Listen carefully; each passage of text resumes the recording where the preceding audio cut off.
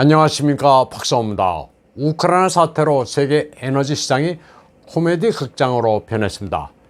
유럽 최대 정유사 쉘이 러시아산 원유를 더 이상 구매하지 않는다고 해놓고서 뒤로는 딴짓을 하고 있습니다. 쉘은 러시아 에너지 회사 로스네프트의 지분도 처분하고 앞으로는 정유로 돈을 벌어 우크라이나를 지원하겠다고 밝히기도 했습니다. 그런데 4월 8일 블룸버그는 흥미로운 기사가 실렸습니다. 러시아산 원유를 유럽으로 흘러 들어가게 하는 백도어. 유럽의 에너지 회사가 여론을 달래면서 러시아산 원유를 지속적으로 거래하는 우회 수단을 취하고 있다는 제목의 기사입니다. 이 기사는 유럽이 절대 러시아산 에너지를 끊을 수 없음을 보여주고 있습니다. 러시아산 디젤유 화물이 러시아산 디젤 화물이 아닌 비결.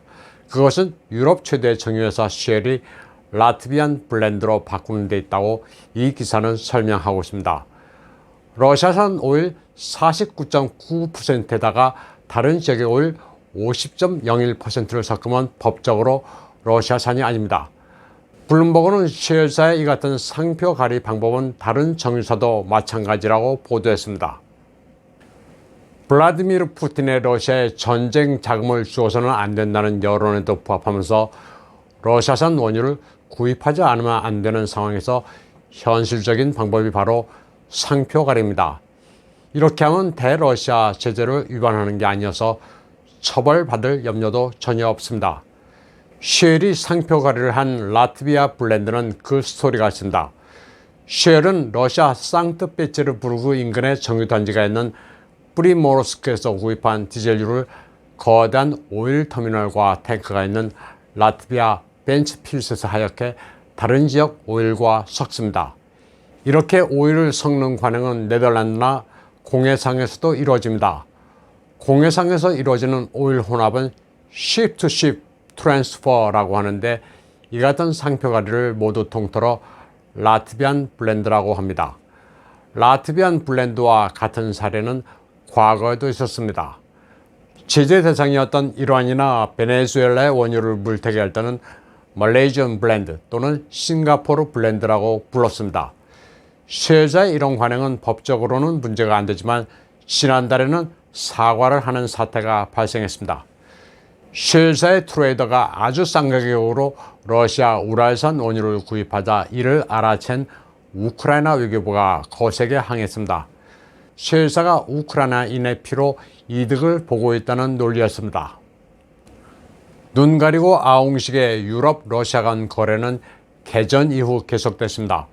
워싱턴 포스트는 전쟁이 시작된 이래 유럽이 380억 달러어치의 러시아 에너지를 구매했다고 밝히면서 이 가운데 30%의 물량은 우크라이나 파이프라인을 경유했다고 보도했습니다.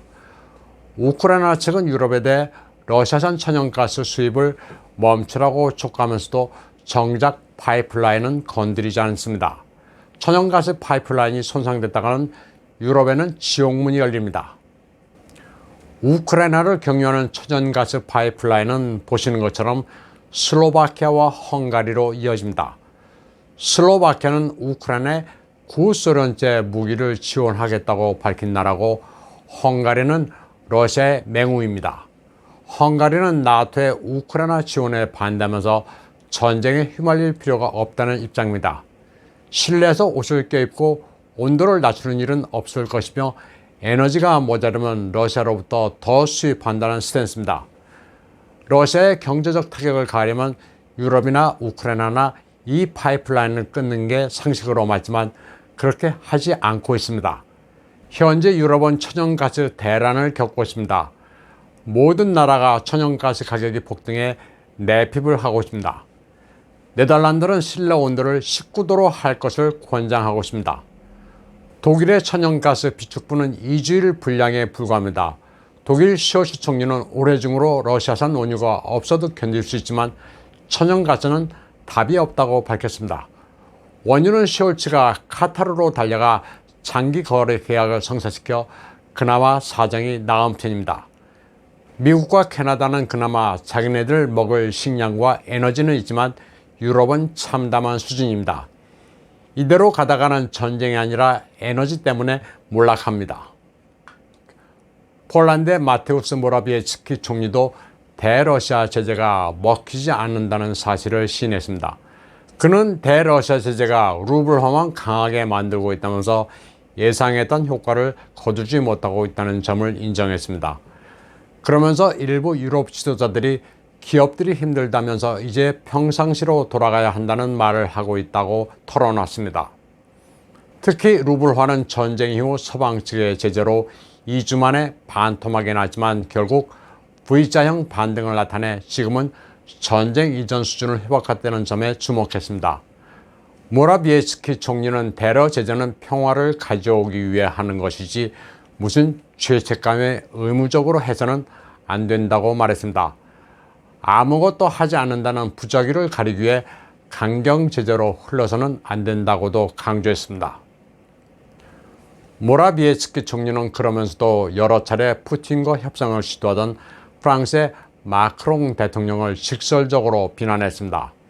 히틀러와談판을 하려는 사람은 아무도 없다는 겁니다. 대러 제재를 의무가면서 하면 안 된다고 하면서 평화 규섭도 반대하는 알 수 없는 행보를 보이고 있습니다. 이에 대해 마크롱 대통령은 즉각 반박했습니다. 폴란드 총리의 발언은 전혀 근거가 없다면서 부끄러운 줄 알라고 응수했습니다. 그러면서 자신은 전쟁을 피해 평화의 가교를 노려 하는 것뿐이라면서 대통령 취임 후 자신은 라이브한 적이 없었다고 말했습니다.